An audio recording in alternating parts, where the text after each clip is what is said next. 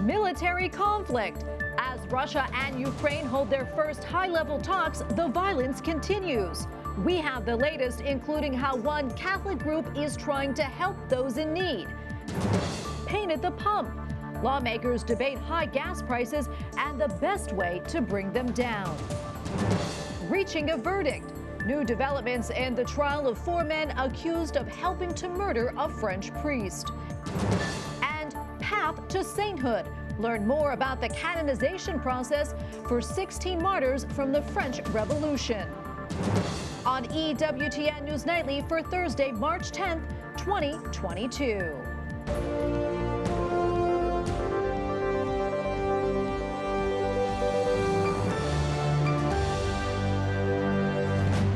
Thank you so much for being with us tonight. I'm Tracy Sable. A breakthrough of sorts. A meeting took place today between the foreign minister of Russia and Ukraine in hopes of reaching a ceasefire. It is the first time such high-level talks took place since the military conflict began more than 2 weeks ago. The meetings took place in Turkey, which is a member of NATO, but also has close ties to Moscow. The goal is to pave the way for a meeting between the presidents of Russia and Ukraine. Russia's foreign minister rejected a claim that his country's president would refuse to meet Ukraine's leader. A Vatican Cardinal visits those who have fled the fighting at Hungary's eastern border with Ukraine. Si benedica Padre, e Figlio, e Spirito Santo. Amen.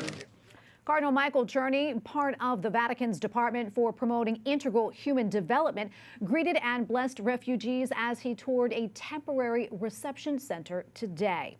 The Biden administration promises to provide an additional $53 million to help care for Ukrainian refugees and those left behind in the war-torn country. Vice President Kamala Harris made the announcement today during her trip to neighboring Poland. White House correspondent Owen Jensen reports. Owen? Tracy, while more money is on the way to help Ukraine, the Vice President Kamala Harris also called for a war crimes investigation of Russia. This as the war rages and more civilians continue to flee. Vice President Kamala Harris meets with allies in Poland. We have been witnessing for weeks, and certainly just in the last 24 hours, atrocities of unimaginable proportion. The vice president stood alongside Polish President Andrzej Duda as they discussed the growing threat from Russia and resulting humanitarian crisis.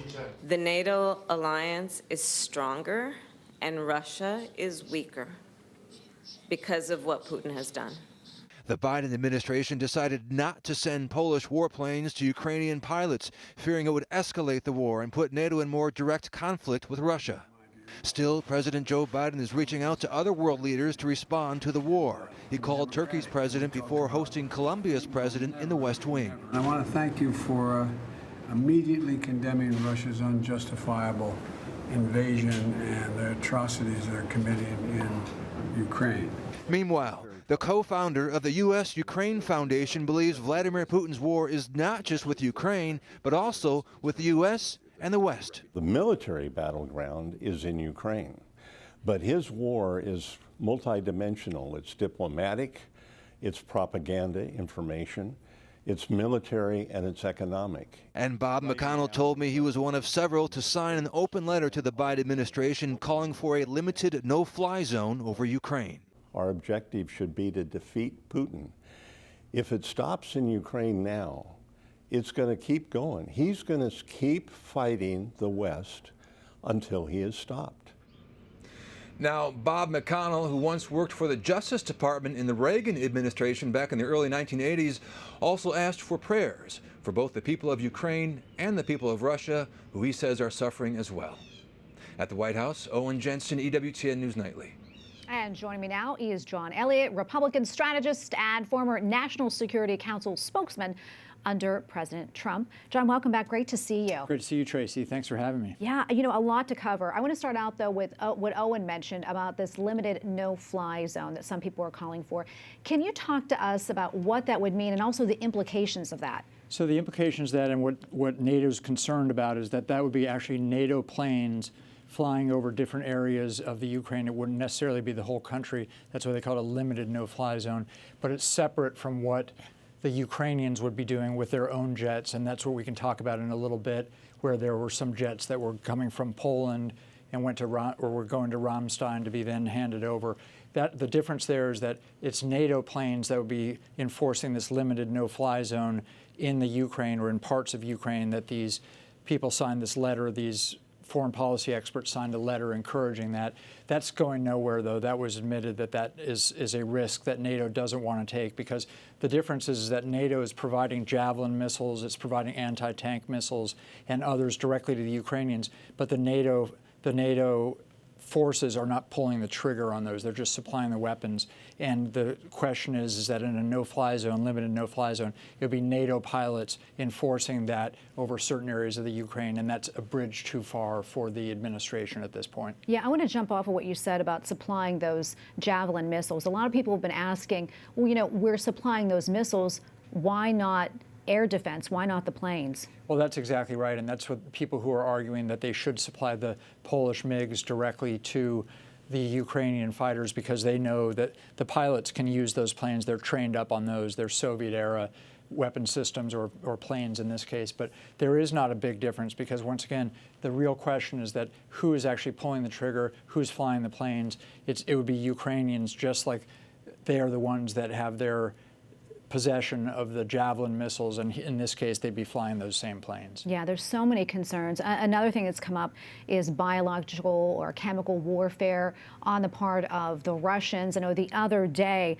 Senator Marco Rubio had asked Undersecretary of State Victoria Nuland if Ukraine, if they had chemical or biological weapons, and she said they had biological research centers, that the U.S. was concerned that Russia may somehow take those. You know, the thought that went through my mind when I heard that is, if we knew those were there and we knew it was very likely that Russia would go into Ukraine, why wasn't something done before to secure those facilities? Well, that's the million-dollar question, Tracy, is that we knew that we had months of warning. Really, it was right after Afghanistan and the debacle in terms of our botched exit of Afghanistan that then Putin started to really amass troops on the border. So we had probably about at least 5 months, 6 months, about 4 or 5, possibly even 6 months before the actual crossing of the line of departure that those forces did to move into Ukraine. So target number one would be, are there biological or chemical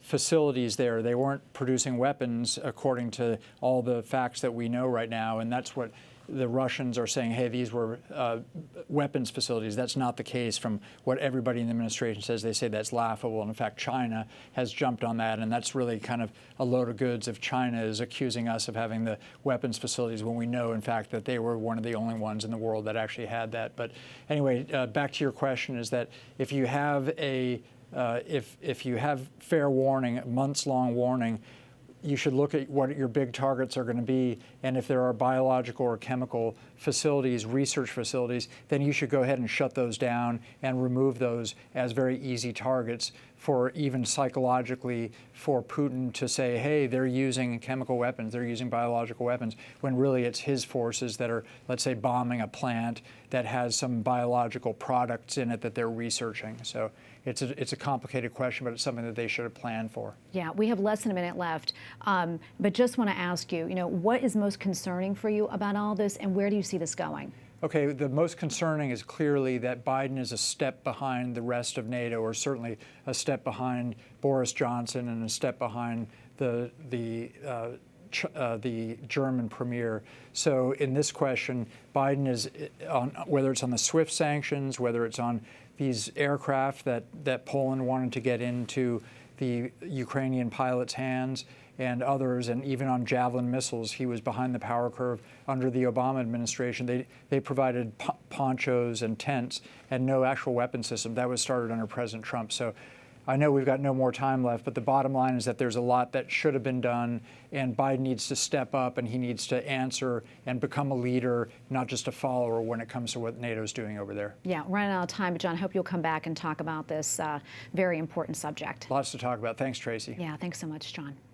Well, coming up later in the newscast, how one Catholic group is helping people fleeing the violence in Ukraine. We'll tell you more about that. And on Capitol Hill, lawmakers are pointing fingers at each other over rising gas prices. Republicans say the Biden administration lacks an energy policy. Democrats blame oil companies and Russian President Vladimir Putin. The U.S. is a major oil producer. We only get 1% of any imports from Russia. And the bottom line is this. The real problem with increased gas prices is gouging and monopolies. When Vladimir Putin is the one responsible if gas prices increase significantly here in America, Vladimir Putin. Republicans point to U.S. energy self-sufficiency in 2019 during the Trump administration when oil production was higher. They fault President Biden. But the main reason Americans are paying so much is bad domestic policies. These aren't Putin prices. They're President Biden's prices. Many lawmakers favor a long-term commitment to producing domestic energy, starting with President Biden reversing course. If he would just open up oil and gas, these areas, federal lands, private lands, for leasing, if he would support pipelines in this country, which contribute to the infrastructure that helps get rid of the bottlenecks, the rail and truck bottlenecks. We can basically produce whatever needs to be produced. We just do our job. Get back to 12 million barrels a day. Doesn't displace anybody or anything. I don't know what we're waiting on. Some lawmakers favor suspending the federal gas tax for at least a while, as long as savings wind up in the pockets of U.S. consumers. Coming up, how one Catholic charity is providing relief for the suffering in Ukraine.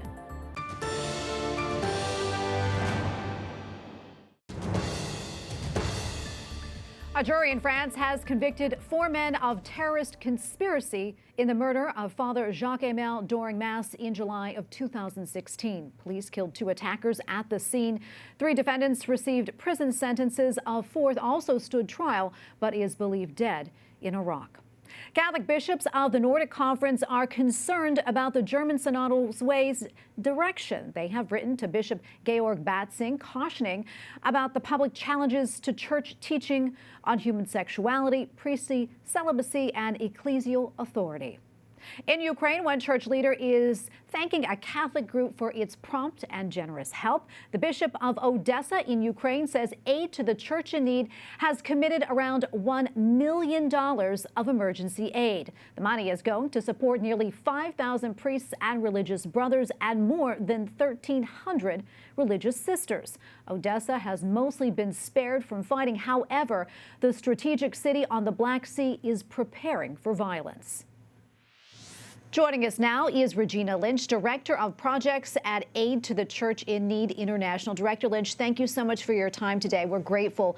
Can you tell us more about the support that you're providing for the faithful and others in Ukraine? Yes. We've helped the Catholic churches in Ukraine for many years. Even during the time of communism, we were trying to do it, but especially after the collapse of communism. And so we know all the Catholic bishops and many of the religious congregations. So what we have done now, so far in euros, we have given 1.3 million. And really, what we're trying to do is to help the priests, the sisters, the brothers, religious brothers, to continue their so important work in helping the people and supporting the people. We are getting testimonies from the Ukraine, from our project partners on a daily basis. The worst affected area so far is in the east. There are 4 Greek Catholic eparchies, 2 Catholic dioceses there, and they are continuing sending us testimonies of how the situation is. There's a lot of fear, but there's an awful lot of solidarity and people helping each other as well. So for us, it was really important that the priests and sisters, and as I said, the brothers, can continue to do what they're doing.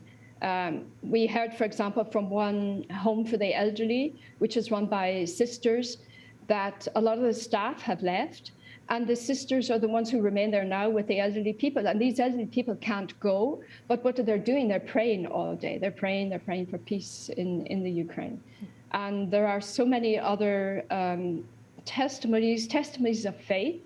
Many we're hearing from the priests, from the bishops, people asking them for the sacraments, especially for the sacrament of reconciliation, because yes, they don't know what's going to be tomorrow. They're living from day to day. Yeah, and all of our prayers are with them, indeed. I understand the Catholic Bishop of Odessa publicly thanked you with a video message, and I know that area has really not been that much impacted by fighting yet. In what ways are you helping the regions that maybe have not seen that much violence as of yet? Well, we're also giving help to the Western Ukraine, because they are faced now with a situation of the millions of displaced people who are on the move. And for example, the Archbishop, the Latin Archbishop in Lviv, he has thousands of people passing through his house, his offices there. These are people who are heading to the west. In the seminary of Ivano-Frankivsk, the seminarians have made room now for the refugees that are coming through there.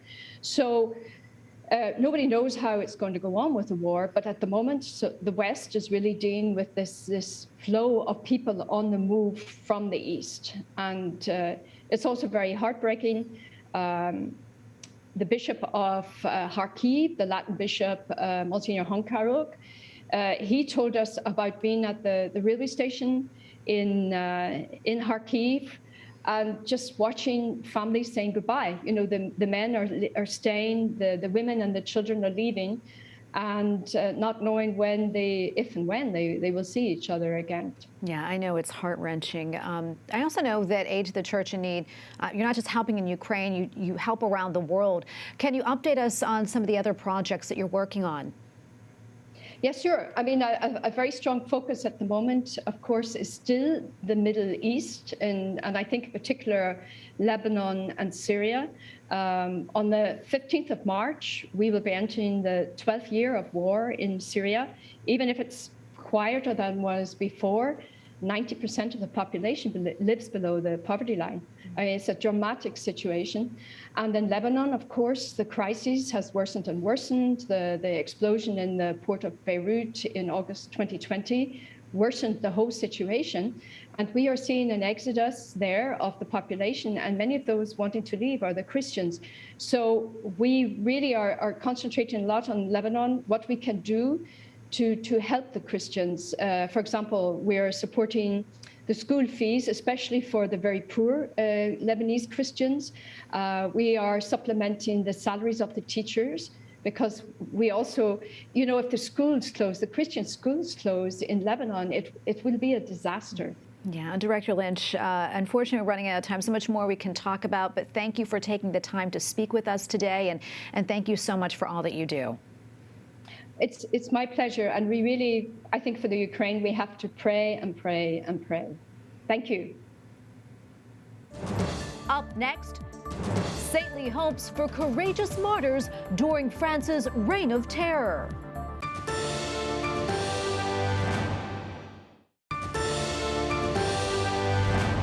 Schools in the Archdiocese of Washington will no longer require masks in D.C., this following a local health ruling on Tuesday. That said, a lawsuit against D.C.'s mayor over the retracted mandates will continue. Neighboring jurisdictions had previously dropped the requirements. A COVID-postponed ceremony to beatify 27 Dominican martyrs of the Spanish Civil War is now rescheduled for June 18th. The war was fought in the 1930s prior to World War II. It claimed the lives of many Catholics. 11 are now canonized, and more than 2,000 are beatified.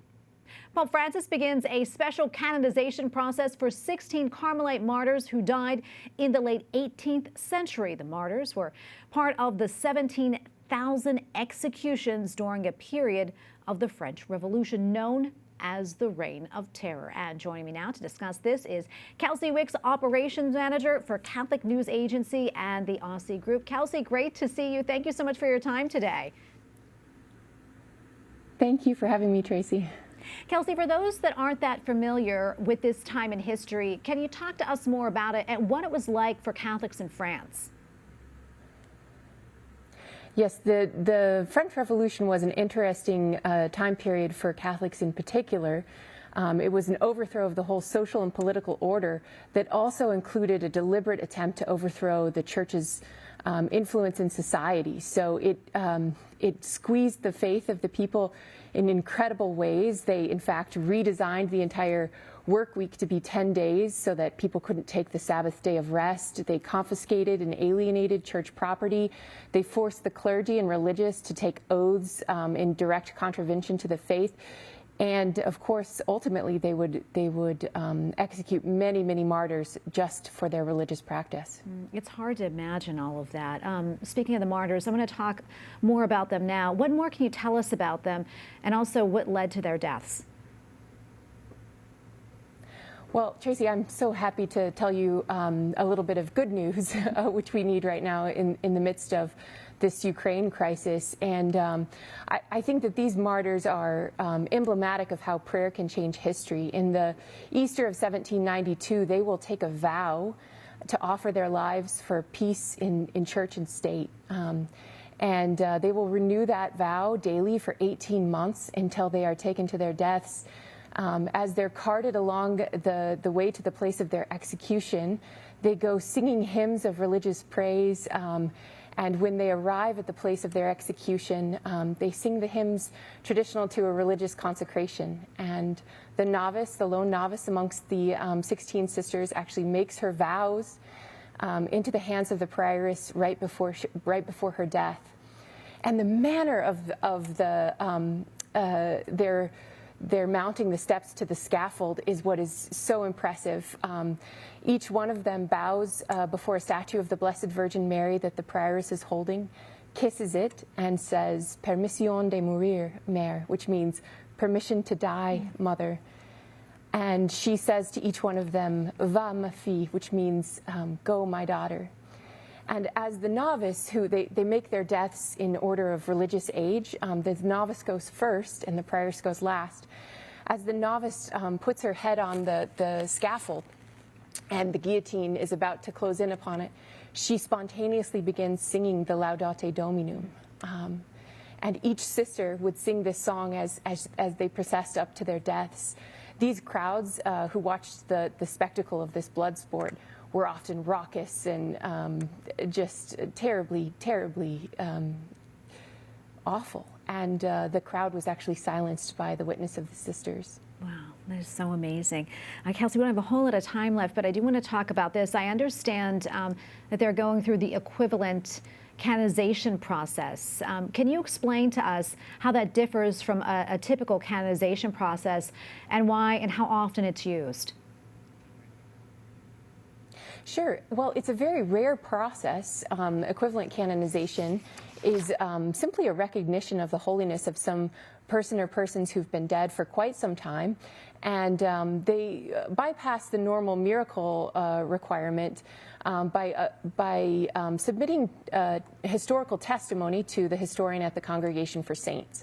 So rather than have to find a modern miracle by someone who's invoking their intercession, they can look back and see, oh, in the past, actually, these have historical reliability surrounding them, and they also have they've also lived heroic virtue in their life, and there's a small cult around them, at least in a local place and possibly a larger place, and so they would meet the qualifications for canonization in that way. And so it would be equivalent to canonization, and it's simply done with little fanfare and the promulgation of a papal bull. And we have about 30 seconds left, Kelsey, but wondering how you can talk to us about how these martyrs are still relevant today and what they can teach us. Yes, I think that their grasp on the things of heaven and the way in which they died with so much joy is the single most important witness that they can bear to us in this day. You know, we can often feel frustrated at what's happening, persecution, death, and they lived in a time when 17,000 people were executed by the Reign of Terror. And yet they were able to hold on to the most important thing, which is that God is in charge of history, and he listens to our prayers. By offering our prayers and sacrifices, we can, in fact, change the course of history. Oh, thank you so much, Kelsey, for sharing all this with us. We really appreciate it. Great to have you on. Thank you so much. And we thank you for watching tonight. For the entire EWTN News Nightly team, I'm Tracy Sable. Good night and God bless.